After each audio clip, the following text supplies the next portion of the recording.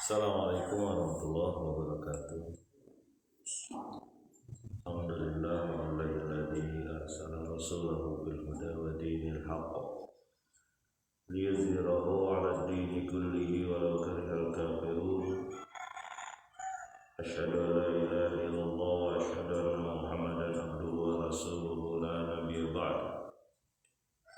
Allahumma shalli wa sallim wa barik 'ala sayyidina Muhammadin wa 'ala alihi wa sahbihi ajma'in. Amma ba'd.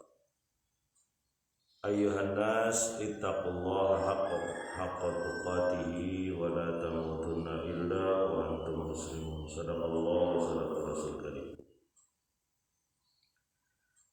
Alhamdulillahi rabbil alamin. Jamaah kampung taqwa aslan dan rahmatullah. Mari kita lanjutkan lagi,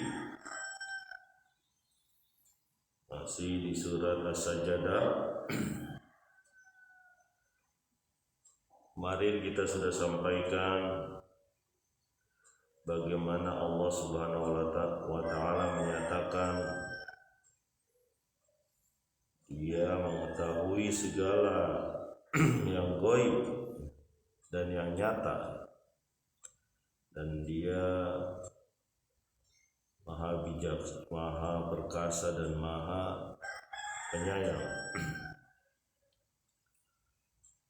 Kemudian disampaikan juga bahwa Allah lah yang menyempurnakan segala sesuatu yang Dia ciptakan dan memulai penciptaan manusia dari tanah. Mari kita lanjutkan di ayat yang ke-8 surat As-Sajdah. Ayat yang ke-8.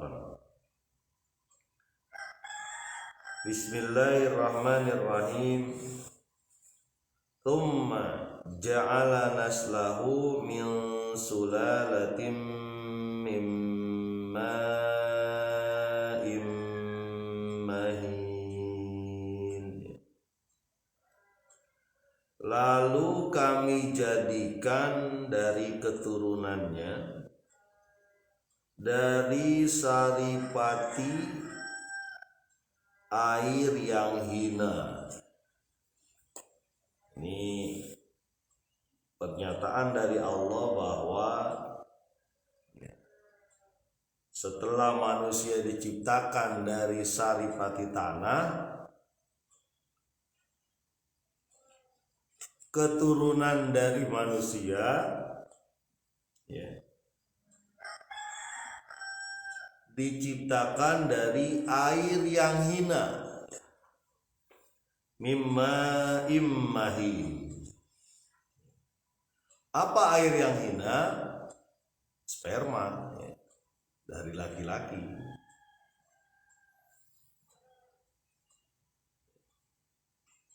Coba kita perhatikan ayat ini, betapa jauhnya perjalanan, betapa besarnya takdir yang terjadi dari air, setetes air yang memancar, air yang hina ini menjadi manusia. Karena sudah berulang-ulang, jadi dianggap biasa. Coba kita perhatikan bagaimana air ini berkembang menjadi bagian-bagian tubuh manusia yang luar biasa fungsinya. Dari air yang hina ini. Tapi air ini bukan najis ya, ada bedanya ya nanti. Ada beberapa jenis air yang keluar dari kemaluan laki-laki ya. Bertemu di mana? Bertemu di rahim ya, di salah satu bagian rahim ya, tuba fallopi namanya, dengan sel telur dari wanita. Ini agak sedikit IPA ini, karena memang paling tidak kita mendapatkan gambaran ya. dari satu sel tersebut, satu bagian kecil air tersebut yang datang kepada ovum ataupun sel telur, ya, lalu membelah diri dia membelah diri, ya, dari menjadi alaqah, ya, sesuatu yang tergantung di rahim. Dia membelah diri, dan membelahnya itu lipatan-lipatan, bukannya sebentar dan stagnan tuh apa ya, tetap pada saat itu aja, enggak, tapi dia membelah terus dari alaqah menjadi mudghah, menjadi segumpal daging, ya. Dari mudghah menjadi izoma, menjadi tulang-tulang. Dan beda sekali, ya, sel-sel ini dari yang awal, ya, jauh berbeda. Ada yang bergerak menjadi mata, ya. Ada yang bergerak menjadi tangan-tangan, ya. Jauh banget dari yang pertama. Makanya Masya Allah ketika Allah menyebutkan ja'ala naslahu min sulalatim mimma immahin, dari air yang hina manusia, lalu bergerak ke berbagai bentuk organ manusia. Kita santai aja, kenapa? Karena udah biasa begitu. Kita biasa melihat bayi lahir, kan? Coba perhatikan bayi awal tuh kayak apa. Pertama kali ada di rahim ibu tuh seperti apa? Pak, kalau dulu kan nggak ketahuan gimana rahim itu. Kelihatan waktu keguguran, ya kan? Amam tuh ada adiknya yang keguguran, baru 2 bulan. Ketika 2 bulan itu nggak ada bentuknya itu sebagai manusia, nggak ada. Dia cuma gumpalan kayak daging gitu, ya. Jadi kalau ada yang bilang berarti itu ketahuan dong waktu masa modern sekarang. Enggak, dari dulu orang udah ada yang keguguran, ya. Mungkin ada yang keguguran udah agak lengkap sedikit bentuk bayinya, tapi nggak bisa terjadi bayi itu sebelum ada tumpahan air yang hina. Betapa jauhnya perjalanan, ya.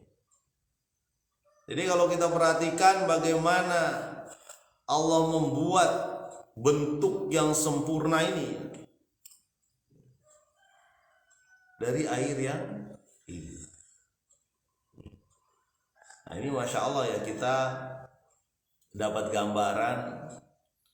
Begitulah Allah Subhanahu wa Ta'ala, ya, menciptakan keturunan manusia dari air yang hina. Jadi permulaan manusia itu memang dari air, ya. Kalau di surat Al-Anbiya itu disebutkan wa ja'alna minal ma' min kulli hayyin syai', dan kami ciptakan dari air segala sesuatu yang hidup, ya. Memang sih ada yang, kalau menurut kemarin saya agak terputus sebenarnya tuh, ya, tentang salah satu teori, ya, teori Darwin, ya. Teori Darwin ini teman-teman di SMP itu mungkin masih ingat bagaimana manusia itu mencapai titik kesempurnaannya, katanya itu dari perubahan bentuk-bentuk hewan, ya. Awalnya sekali di lautan, ya, dari air, ya. Padahal kalau menurut teori genetika sekarang, apa sih teori genetika, Pak Arman? Teori keturunan, ya. Tidak mungkin satu jenis itu berubah menjadi jenis lain. Yang bisa adalah memperbaikinya, bukan merubah. Teori keturunan itu sama Mendel namanya, ya, kalau belajar di SMP itu tahu tuh, paling nggak di tingkat SMP lah tahu. Masih ingat mungkin bahwa keturunan bunga merah disilangkan dengan bunga putih. Ada beberapa jenis, ada merah, ada putih. Diturunkan lagi, bisa jadi ada apa namanya? Ada apa sih pink itu apa? Pink. Merah muda. Ada merah muda, dan kalau diturunkan lagi anaknya ini macam-macam itu. Ada yang merah muda kalau kuat ke merahnya, ada yang agak putih, ada yang putih sama sekali. Sampai sekian banyak. Tetap aja bentuknya bunga. Ya, jadi nggak ada itu kalau ada yang mengatakan manusia itu perubahan sangat lama dari spesies atau jenis-jenis hewan-hewan yang tak jelas itu. Dari awal dia jadi hewan. Kucing nggak pernah berubah menjadi harimau, tetap aja kucing. Ya. Udah ratusan tahun lah kita itu. Ya. Kalau saya pernah bertanya itu sama guru itu ya. Saya masih ingat dulu waktu kelas 6 SD saya bertanya, "Bapak percaya gak sih Pak, emang manusia keturunan dari monyet?" Saya bilang. Saya masih ingat tuh guru saya ngomong, kalau keturunan dari monyet itu yang di kebun binatang berubah jadi manusia tadi. Waktu itu kita nggak begitu ngerti ya. Kembali lagi bahwa kalau menurut Allah Subhanahu wa Ta'ala, manusia diciptakan awalnya jadi manusia, dari manusia gitu ya. Kalau kita perhatikan tadi yang saya sampaikan, sel yang berubah hingga menjadi manusia mudah bagi Allah. Ya. Sampai pernah saya ceritakan ya dulu kapan ya. Jadi tangan-tangan kita ini tadinya itu bentuknya itu tidak belah begini. Tangan-tangan kita awalnya itu rapat kayak kaki bebek gitu. Lalu ada saat-saat di mana di tengah-tengah ini membunuh dirinya sendiri. Ini sel-sel yang ada di tengah-tengah ini membunuh dirinya sendiri. Siapa yang nyuruh tuh membunuh diri tuh? Sehingga menjadi tangan yang bisa, ini robot mana juga tidak bisa teratur ini nih. Ini tangan kita. Kalau kita ngelihat tangan ini, itu robot jenis apapun tidak bisa selentur ini. Kita bisa menarik, memukul dengan kekuatan luar biasa, mengorek-ngorek jari-jari ini, mengorek-ngorek, menggenggam, mengurutkan tangan. Belum lagi mata manusia yang punya kemampuan melihat cahaya 80 km jika gelap. Belum lagi hidung kita yang mempunyai ribuan jenis bau yang bisa kita cium. Ya. Belum lagi lidah kita yang mungkin puluhan ribu rasa. Kalau disebutkan kita mungkin tahu rasa-rasa jenis-jenis kue aja bisa lebih dari 100 kali kita tahu. Ya, belum jenis-jenis masakan, apalagi di Indonesia itu dari Sabang sampai Merauke itu jenis masakannya macam-macam, karena tanamannya juga berbeda-beda, hewan yang ada juga beda-beda. Belum lagi otot kita yang luar biasa ya. Bahkan bisa mengangkat, orang-orang bisa mengangkat seukuran tubuhnya sendiri 74 kilo, ada yang 100 kilo diangkat. Jangan ditanya saya mejret pasti segitu. Jadi ini bentuk perubahan yang luar biasa yang Allah berikan dari air yang hina. Jadi mudah saja bagi Allah. Jamaah kampung takwa astan rahimahullah, dan teman-teman yang melihat ada Sukma Palembang ya. Apa kabar Palembang? Mudah-mudahan tetap semangat walaupun di rumah saja. Di sana mungkin nggak ada PPKM kali ya. Kita aja tuh ada PPKM. Ditambah lagi gitu ya. Masya Allah, ujiannya luar biasa ya. Ayat selanjutnya ayat 9. Tsumma sawwahu wa nafakha fihi min ruhi wa ja'ala lakumus sam'a wal absara wal af'idah. qalilam ma tashkurun. Lalu disempurnakanlah dia, sawwahu. Wa nafakha fihi min ruhi, dan ditiupkan kepadanya ruhku. Ya, maksudnya ciptaanku, bagian dari pekerjaan ataupun perbuatan Allah Subhanahu wa taala.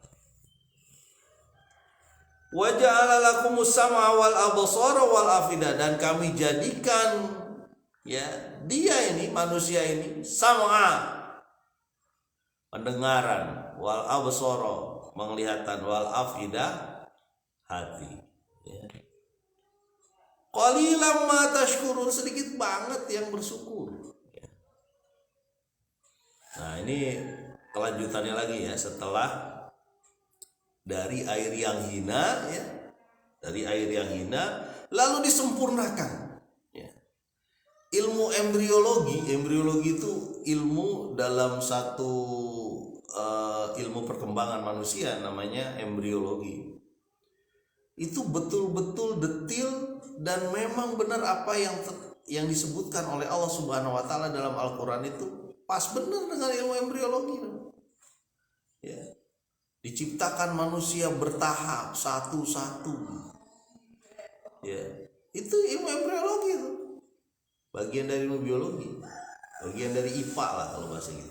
Ilmu pengetahuan alam. Disempurnakan ya. Tahap demi tahap. Yang paling merasakan tuh bukan kita anak laki, ibu-ibu. Bagaimana suatu saat udah tahap tertentu dia tendang gitu. Ya.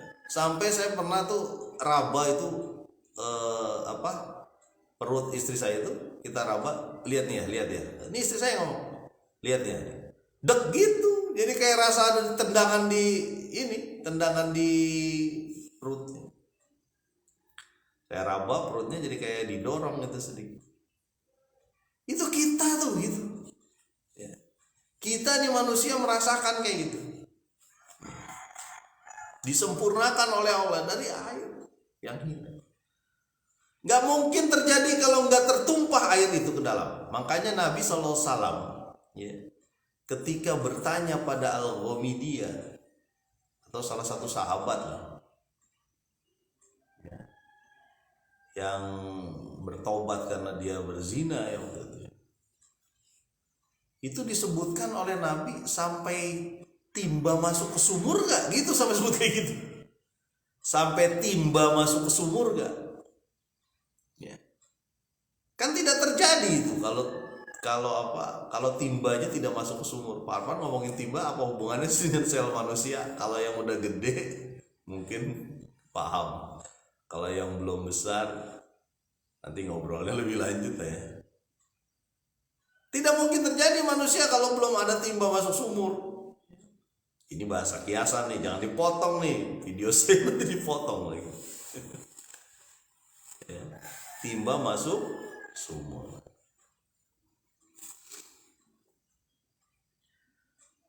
Wa nafakha fihi min ruhi, lalu ditiupkan kepadanya dari ruh Allah Subhanahu wa taala. Bahasa lainnya itu apa? Penciptaan. Ya. Karena Allah lah yang mempunyai kehendak. Ya. Kalau bentuknya daging saja, begitu saja, nggak mungkin dia bisa jadi manusia secara utuh tanpa ada ruh. Dan ruh itu adalah perbuatan Allah. Ya. Ada artis meninggal. Ya. Mungkin artis ini artis terkenal. Ketika nggak ada ruhnya, nggak ada nyawanya, terkenal apa enggak ya? Bisa nggak dilihat orang? Ada di kuburan. Nggak ada yang mau lagi deket dia. Gara-gara nggak ada nyawanya. Ya. Yas'alunaka 'anir ruh. Mereka bertanya tentang ruh. Ketahuilah bahwa ruh itu min amri Robbi, urusan Robbi, urusan Tuhanku. Kita nggak tahu, cuma sangat sedikit gitu. Nggak bisa juga kita bikin sesuatu gitu, kemudian bentuknya mungkin seperti boneka atau bahkan robot sekalipun bertindak seperti manusia, nggak bisa. Sehebat-hebatnya robot itu nggak bisa bertindak seperti manusia. Apa robot yang paling canggih sekarang? Asimo mungkin ya, dari Honda itu ada robot paling canggih. Nggak ada, nggak bisa sampai sekarang. Jadi ini adalah perbuatan Allah meniupkan ruh kepada manusia. Wa ja'ala lakumus sam'a, lalu dijadikanlah telinga pendengaran manusia. Ya. Kebetulan telinga kita ada daunnya nih. Ya, ada daun telinga. Ada hewan yang tidak ada daun telinga, ada ayam tak. Nggak ada daun telinga. Makanya ketika Imam Syafi'i ditanya, apa cirinya hewan yang bisa bertelur atau beranak? Itu Imam Syafi'i ya, itu sempat ditanya gitu. Kata Imam Syafi'i, gampang, kalau yang bertelur itu nggak ada telinganya, nggak ada daun telinganya. Bener ya? Rata-rata yang nggak ada daun telinganya rata-rata ya. Walaupun ada mamalia, hewan menyusui yang ada di laut kayak paus ya. Jadi dijadikan sam'a wal absara, dan mata, penglihatan ya. Mata itu luar biasa, itu dia bisa ya mempunyai daya akomodasi yang mencembung dan memipihnya lensa ya. Sehingga ketika dekat dia bisa berubah ya, jadi mencembung, ketika jauh dia mencekung namanya. Makanya ada kacamata minus dan plus. Kalau plus tuh agak cembung, kalau minus agak celong di ini. Kalau kacamata ini kan tetap ya, nggak berubah. Ya, ada kebetulan Bapak pakai kacamata jadi tahu. Jadi sejak usia remaja ya, jadi tahu tuh fungsi mata itu begitu berat ketika kita sudah punya kacamata. Bisa ngeraba-raba kita ketika lagi nggak ada kacamata, buram semua, apalagi minusnya sudah tinggi. Mata manusia punya daya akomodasi, dia bisa mencembung dan melengkung sendiri, mencekung sendiri. Satu lagi yang luar biasa itu, mata itu punya yang namanya pengatur cahaya. Kalau bahasa kamera itu diafragma ya, pupil namanya. Jadi kalau di center ya, kalau mata kita di center itu dia akan kerut gitu, kecil. Pupil namanya, seingat saya namanya pupil ya. Dia kecil itu karena mata terlalu banyak cahaya. Tapi kalau dia gelap, dia akan persis seperti handphone yang otomatis ketika dia gelap, dia kan buat handphone itu cahayanya lebih tinggi ya. Jadi itu mata. Ini mata dari sisi fisik ya. Dari sisi hati bisa juga. Ada juga afidah ya, afidah hati ya. Kalbu sanubari, sesuatu yang bisa membedakan mana baik mana buruk itu di hati ya. Makanya kata Nabi SAW, dosa itu adalah sesuatu yang tidak mengenakan hati dan takut dilihat manusia. Itu dosa secara umum ya. Karena ada orang yang berbuat dosa juga gak takut dilihat manusia, hatinya udah rusak gitu. Ada marodun ya, sakit. Repotnya fazadahumullahu marodun, ditambah lagi. Makanya ketika hati kita bagus, bener, sanggup melihat mana yang baik dan yang buruk, itu syukurin, alhamdulillah ya. Tapi kalau dia mau maksiat terang-terangan ya, dilihat orang dan gak merasa bahwa dirinya itu bersalah, hati-hati, jangan-jangan nanti dicap oleh Allah sebagai hati yang rusak.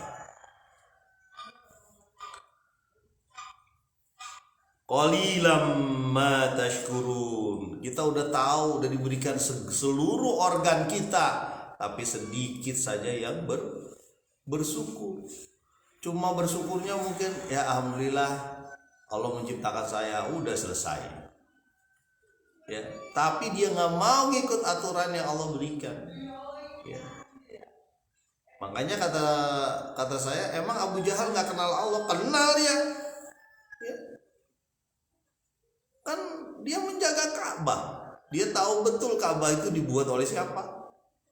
Ya, Bapak Tauhid, yaitu Ibrahim alaihissalam. Tahu betul, tapi dia nggak mau ngikut aturan Allah, itu masalahnya. Dia nggak mau ikut aturan Islam, dia nggak mau ikut aturan fitrah manusia, kan fitrah. Ya, fitrah manusia itu yang ditegakkan oleh Islam itu fitrah manusia. Ya. Kan salah satu kejahiliahan di mana aja tuh begitu ya. Ibu tiri itu bisa jadi milik dia itu waktu itu. Kalau bapaknya meninggal, ibu tiri itu bisa jadi milik dia itu. Masya Allah. Ya, luar biasa itu jahiliyah itu. Ya, mudah-mudahan doa ini mengingatkan kita bahwa kita dari sesuatu yang sangat kecil, air yang hina, dan semua itu bergabung dengan ciptaan Allah lainnya. Mengingatkan juga pada kita supaya tetap berjalan pada jalurnya Allah Subhanahu wa ta'ala. Mudah-mudahan bermanfaat. Subhanakallahumma wa bihamdika asyhadu an la ilaha illa anta astaghfiruka wa atubu ilaik. Assalamualaikum warahmatullahi wabarakatuh.